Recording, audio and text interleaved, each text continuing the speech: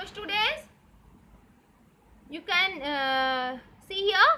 So अभी ये clear हो गया हमारे स्ट्रक्चर ऑफ टूथ। या स्ट्रक्चर ऑफ टूथ आपको क्लियर हो गया, इसके पार्ट्स भी क्लियर कर दिए।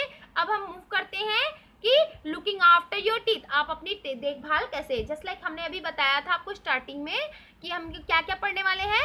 स्टार्टिंग में हमने क्या बताया था ना कि हम क्या क्या पढ़ने वाले हैं। Structure of types of teeth तो हमने लास्ट क्लास में पढ़ ली थी। अभी हम स्ट्रक्चर ऑफ टीथ और क्या पढ़ने वाले हैं, फंक्शन ऑफ टीथ। तो अभी स्ट्रक्चर ऑफ टीथ तो हो गया, अब फंक्शन है। तो फंक्शन में तो वैसे भी टीथ के आप जानते हैं कि ये अपने it's help to chew our food, हम चबाने में हेल्प करता है, स्पीक में हेल्प, हमें बातें करने में। आप लोग देखे होंगे ना, बात करते करते आपकी टंग बहुत हेल्प लेती है आपके टीथ से, और जिनके टीथ नहीं होते उन्हें कुछ वर्ड्स क्लियर नहीं होते। तो ये हमारी डेंटल जो हमारी टीथ होती है वो क्या है, किसमें भी हेल्प करती है, हमारे बात करने में भी हेल्प करती है। बट अब इसकी इम्पोर्टेंट पार्ट क्या रह गया कि अब इसकी देखभाल भी तो करनी पड़ेगी, उसकी केयर भी करनी पड़ेगी, अदरवाइज ये प्रॉब्लम, जैसे आपने देखा होगा ना कई लोगों ये टीथ में बहुत पेन होता रहता है, दांत में दर्द होता रहता है ना, आप लोगों ने देखा होगा। कई बार आप लोगों ने देखा होगा कि किसी किसी के दांत में ना क्या हो जाते हैं, कैविटी आ जाती है, छेद हो जाते हैं, जिसमें इसमें बहुत पेन होते रहता है। तो आप लोग जानते हैं ऐसा क्यों होता है। एक्चुअली क्या होता है, जैसे कि हमें क्या बोला जाता है घर में कि morning and night, when you get up early morning and when you go to bed you have to brush your teeth. आपको 2 times you have to brush your teeth a day, twins a day. आपको दिन में 2 बार brush करना चाहिए। Even वैसे तो जहाँ तक हो खाना खाने के बाद हमेशा करना चाहिए, पर twins a day it's mandatory, 2 बार तो दिन में करना चाहिए। पर आप लोग ने सोचा ऐसा क्यों किया जाता है, ऐसा क्यों कहा जाता है कि आपको 2 टाइम्स आपको ब्रश करना ही है।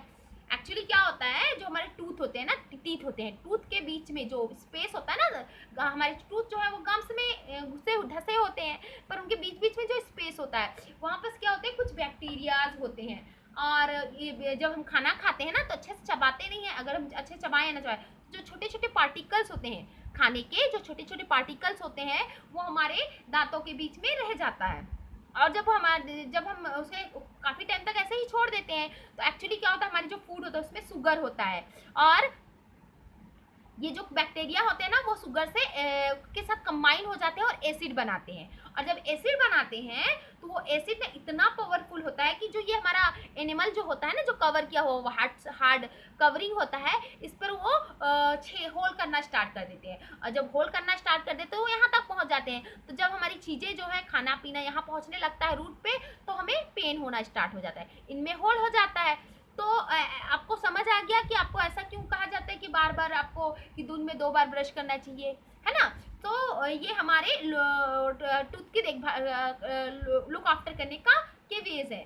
मतलब आपको अपने जो दांत हैं उसकी देखभाल कैसे करनी है ये इसमें बताया जाता है। कि जो एनिमल पार्ट होता है वो सबसे हार्ड होता है, और उस हार्ड पार्ट को भी वो जो हमारे बैक्टीरिया होते हैं जो कि टूथ के बीच में रहते हैं, जब फूड पार्टिकल्स मतलब जो छोटे छोटे खाने के टुकड़े होते हैं उनके साथ वो अगर वहाँ रख जाते हैं तो थोड़ी देर में वो डिके होने लगते हैं, सड़ने लगते हैं। और सड़ने के साथ तो उनका जो शुगर होता है, फूड में जो शुगर होता है वो बाहर टूट फूट जाता है। शुगर के साथ वो क्या करते हैं, बैक्टीरिया मिल जाते हैं और एक तरह का एसिड निकालते हैं। जो एसिड बहुत ही ज़्यादा हार्ड होता है, वो हमारे एनिमल जो पार्ट है, जो ऊपर का कवरिंग है, उसमें छेद कर देता है, जिसकी वजह से हमें पेन होता है, कैविटी हो जाती है। इसलिए कहा जाता है कि अपने टूथ की बहुत केयरफुली ध्यान रखें, अपने दांतों का ध्यान रखें, दिन में 2 बार ब्रश करें, सोने से पहले और उठने के बाद दोनों बार ब्रश करना बहुत ज़रूरी है। वैसे तो जितनी बार खाना खाए उतना बार ब्रश करना चाहिए। हाँ, एक बात और, ब्रश तो कर लिया,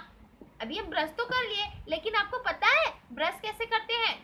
कोई लोग एवी ब्रश, और ब्रश कैसा होना चाहिए, ब्रश कुछ भी कोई भी ब्रश लेकर नहीं ब्रश कर सकते। हमारा जो ब्रश होना चाहिए वो कैसा होना चाहिए, ना कि ज़्यादा हार्ड होना चाहिए और ना ही ज़्यादा सॉफ्ट होना चाहिए, मीडियम साइज का होना चाहिए। और जब भी हम ब्रश पकड़ने का तरीका यहाँ देखो दिखाया हुआ है ना, हमारा जो थंब होता है वो माउथ की साइड होना चाहिए, ऐसे ब्रश पकड़ना चाहिए। और जब ब्रश करते हैं तो जब जो हमारा ऊपर वाला जो जॉ है, ऊपर की जो टीथ है, उसको ब्रश करते टाइम अपर टू लोअर आना चाहिए, ऐसे ऐसे निकालना चाहिए, यानी जैसे ऊपर से नीचे की तरफ आना चाहिए। और नीचे की जो टीथ है उनमें ब्रश करते टाइम नीचे से ऊपर की तरफ ले जाना चाहिए, जिससे आप पूरी तरह क्लीन हो जाए, ऐसे ब्रश करना चाहिए। सो इस टाइप से आप ब्रश दिन में 2 बार भी करेंगे तो बहुत ही कम चांसेस है कि आपके दांतों में कैविटी हो जाए, ठीक है। और इसके साथ साथ ये भी जरूरी है कि अब जैसे हमने टीथ की ख्याल रखा ना, अपने दांतों का ख्याल रखा, उसके साथ साथ जरूरी है जो कि उसको पकड़ के रखते हैं, वो क्या है, हमारे टीथ को पकड़ के रखने वाले क्या चीजें, वो हमारे मसूड़े हैं, जिसे हम गम कहते हैं, गम है जिसको हम मसूड़े कहते हैं ना। तो ये मसूड़े जो होते हैं इनको भी हेल्दी रखना है, तो उसके लिए क्या करना चाहिए, फिंगर से उनकी मसाज डेली करनी चाहिए। जब भी हम ब्रश करते हैं तो फिंगर से उसे उसकी मसाज करनी चाहिए, और ताकि वो पूरी तरह क्लीन और हेल्दी रहे। और दूसरी बात ये है, उनको रेगुलरली रब करने से वो स्ट्रॉन्ग और हेल्दी होते हैं और क्लीन रहते हैं। और दूसरी चीज़ें ये है कि जो हमारा जो टीथ होते हैं वो स्पेशल कुछ कैल्शियम और विटामिन डी और सी से बने होते हैं, विटामिन डी और सी से। तो हमें हेल्दी डाइट पे रहना चाहिए, अच्छी खाने भोजन खाना चाहिए, जस्ट लाइक एप्पल है, जो नॉनवेज खाते हैं उनके लिए चिकन है, मिल्क है, एग है, और ये जो हमारी पल्सेस हैं, जितनी दालें हैं, ये सारी चीज़ें जो है ये हमारे विटामिन्स और कैल्शियम के क्या है, इनके थ्रू हमें विटामिन्स और कैल्शियम मिलता है। सो स्टूडेंट्स, इज इट क्लियर? अभी आपको एक बार और रिमाइंड करवा देते हैं।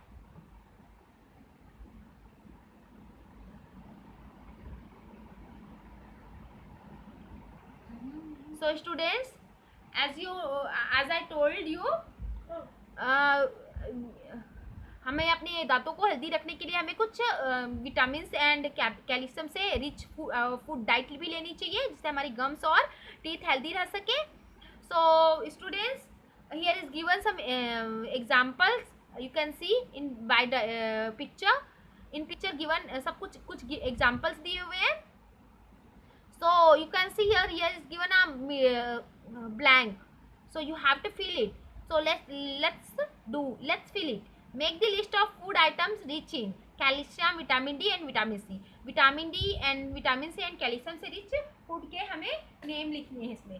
So first of all calcium में आता है हमें मिल्क हमारे लिए एक कॉमन एक बहुत ही अच्छा सोर्स है कैल्शियम का।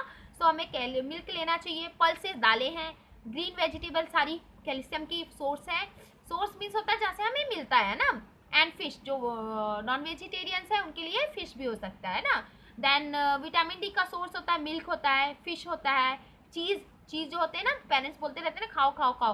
और एग योक, ये भी एग योक आप सोच रहे होंगे क्या होता है, जो अंडे का जो येलो पार्ट होता है ना उसे एग योक कहते हैं। तो ये भी एक विटामिन डी का सोर्स है, जिससे हमारे गम्स और टीथ है वो हेल्दी रहते हैं। विटामिन सी के में आते हैं स्प्राउट्स। अब स्प्राउट्स आप क्या होते हैं सोच रहे होंगे, तो जितनी हमारी जो दालें हैं, पल्सेस है, उनको खड़ा हुआ उनको भिगाकर खाना स्प्राउट्स कहलाता है ना। जैसे चने हो गए, मूंग हो गए, उनको सबको भिगा दो और उनका जो क्या हो जाए जर्मिनेशन हो जाता है, उसमें छोटे छोटे जो जड़े टाइप का निकलता है ना उसके बाद उसे स्प्राउट्स कहा जाता है। लीफी ग्रीन्स, जितनी भी पत्तेदार सब्जियां हैं वो सारी सब्जियां लीफी ग्रीन्स विटामिन के सोर्स होते हैं, विटामिन सी के सोर्स होते हैं। और पोटैटो जो होता है वो भी विटामिन सी का सोर्स है। एंड सिट्रस फ्रूट, जो जितने भी खट्टे फ्रूट्स हैं ना वो सारे के सारे हमारे विटामिन सी के सोर्स होते हैं। So clear students, you can write down in your notebook. I am just writing by my pen, जिससे आप लोगों को क्लियर से दिख सके। एक तो हो गया विटामिन कैल्शियम का source milk, then pulses PULCES pulses, clear. Then green vegetables, जितनी भी ग्रीन वेजिटेबल्स है दो, ये सारी किसकी सोर्स है, कैल्शियम की सोर्स है। एंड नॉन वेजिटेरियन के लिए फिश भी एक अच्छा सोर्स है कैल्शियम का। Like this milk is also the source of vitamin D and fish is also a source of vitamin D. चीज़ जो नॉनवेज नहीं खाते उनके लिए चीज़ भी एक अच्छा विटामिन का सोर्स है। एग योक, अंडे का जो पीला वाला पार्ट होता है उसे कहते हैं एग योक, ये भी एक विटामिन डी का सोर्स है। विटामिन सी के लिए स्प्राउट्स, जितने भी स्प्राउट्स हैं, भीगे हुए दालें, स्प्राउट्स जिसको कहते हैं, ये भी विटामिन सी के सोर्स है। लीफी ग्रीन्स, पत्तेदार जितनी सब्जियां हैं वो भी वो सारी विटामिन सी के सोर्स है। पोटैटो, आलू, आलू, पोटैटो, ये भी एक विटामिन सी का सोर्स है। सिट्रस फ्रूट, जितने खट्टी खट्टी फ्रूट्स होते हैं ना, ये सारे के सारे विटामिन सी के सोर्स हैं। तो ऐसे डाइट हमें लेने से हमारे टीथ और गम क्या होते हैं, हेल्दी होते हैं ना, हेल्दी रहते हैं। So this is very important to take it. It is very important for our teeth and gums to keep them healthy. ठीक है, इसे हेल्दी रखने के लिए बहुत इंपॉर्टेंट होते हैं। So students, is it clear?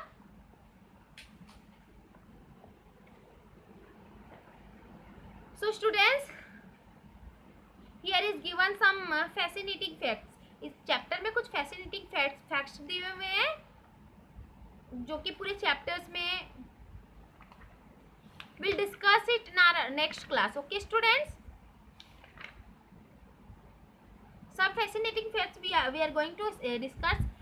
Just like there are no premolars in the set of temporary teeth. जब temporary teeth हमने जो अभी पढ़ा था ना, temporary teeth जो कि 6 to 8 years में गिर जाते हैं,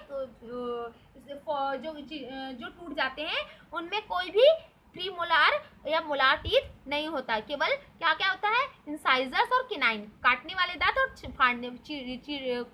चबाने वाले दांत नहीं होते, बल्कि काटने वाले और जो काटने वाले और फाड़ने वाले दांत, जिसको हम किनाइन कहते हैं, वो दो ही टाइप के हमें टीथ होते हैं, जो कि टेम्परेरी टीथ में। जब परमानेंट टीथ आते हैं तब हमारे मोलार्स एंड प्रीमोलार्स आते हैं ना।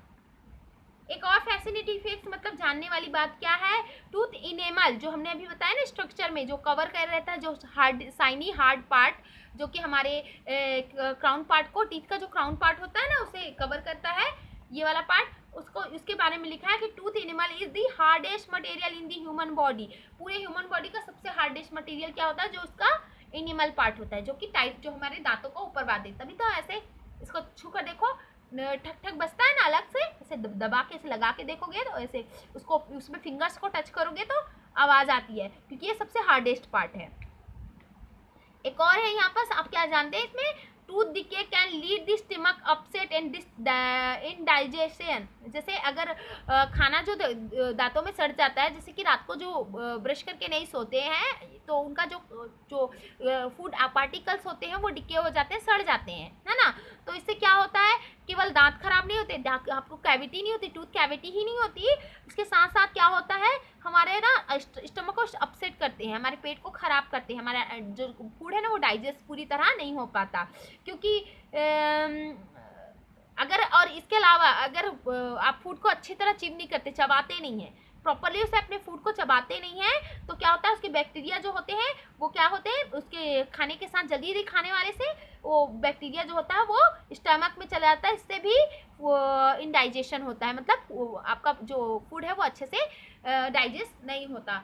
So student, this is sufficient for today. You have to do drill work, means reading work, page number 217, 218 and 219। आपको ये पेज की, तीनों पेज के को केयरफुली पढ़ना है, जो भी अभी एक्सप्लेन किया उसे अच्छे से पढ़ना है। ये आपका क्लास वर्क है, और जितने भी ब्लैंक्स हैं इसे आपको फिल करने हैं, जैसे कि अभी मैंने बताया आपको, ये सारे ब्लैंक्स को आपको फिल करना है। This is your class work and this one is your homework, means आपको एक section, cross section of tooth का एक डायग्राम बनाना है आपकी कॉपी में, और उसे लेबलिंग करनी है, उसके नेम को लेबल करना है। So clear it? So students, will meet in our next class, next video. तब तक के लिए stay safe, be healthy, be happy and stay blessed.